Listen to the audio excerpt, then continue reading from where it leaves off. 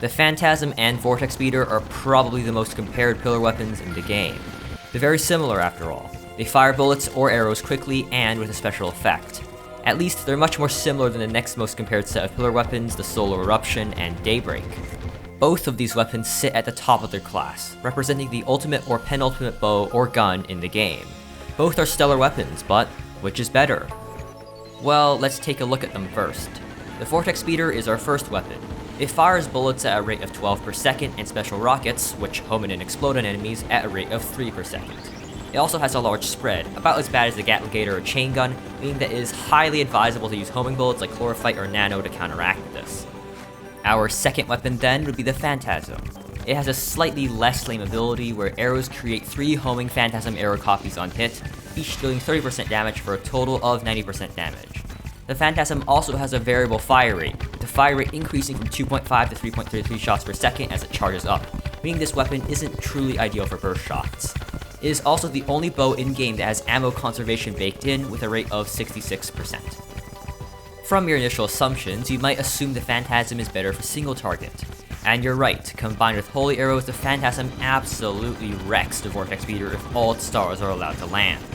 However, real scenarios are often much different in this test setup right here. Take, for example, the one thing ahead of you, the Moonlord fight. Both you and the Moonlord are moving relatively quickly here, meaning a good amount of your Holy Stars and arrows are going to miss. This means the Vortex Beater typically equals or beats the Phantasm damage in this fight.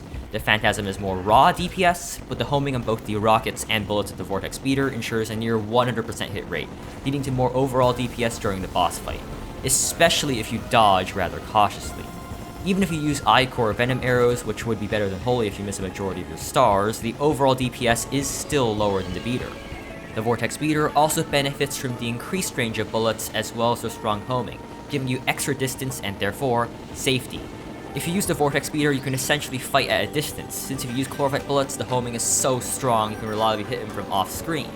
And yes, I know some of you can just aim and think the Chlorophyte bullet is a crutch for noobs, and while that is probably partially true, in this case where the boss is off-screen, you literally can't just aim if you want your distance.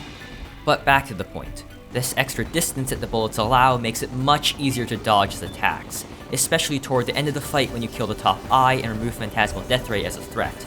The true Eye of Cthulhu Death Rays in particular are heavily range limited, meaning you can largely ignore them from then on.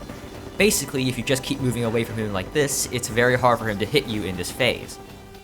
In contrast, the Phantasm requires you to get much closer, not only due to the lack of noticeable homing, but also due to the low speed and gravity loss that plagues arrows.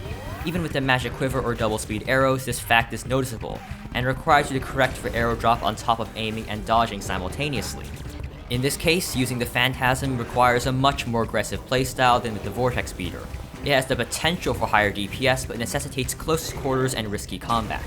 Perhaps in lesser difficulties like Classic or Expert, it would be worth the risk. But since I'm playing on Master, where every Moonlord attack deals 200 damage, I certainly favor caution.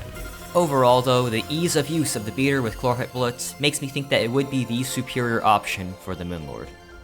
As for the Phantasm though, it is noticeably better for events or swarms like the Pillars, especially with Holy Arrows. Here, aim doesn't matter as much and distances are smaller. Holy Arrows also create a much greater area of denial than bullets can, which is helpful for keeping enemies at bay. However, the Phantasm isn't a multi-target weapon though, and thus it doesn't excel in the same way Solar Eruption would, for example, but in my opinion it is still better than the Beater would be. Not to say the Beater is bad for Pillars, it has some merits, for example if you wanted to use nano bullets to inflict confusion, but the Phantasm would generally be better. Basically, the Beater is better for fast-moving, long-range targets, which is basically just the Moonlord, while the Phantasm is better at close-range and slow-moving targets, so most of everything else up to this point. In my opinion, the Phantasm is more versatile. Generally though, this kind of comparison is rather redundant.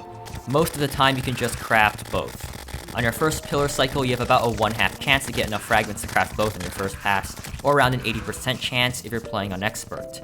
It's very likely not necessary to pick favorites. But if I had to craft one first, which would I pick? Well, I'd craft the Vortex Beater. Yes, it may be lamer and worse for clearing out the Pillars, but if I get to the Moonlord, I'd damn well be using that over the Phantasm. But that's just my personal preference.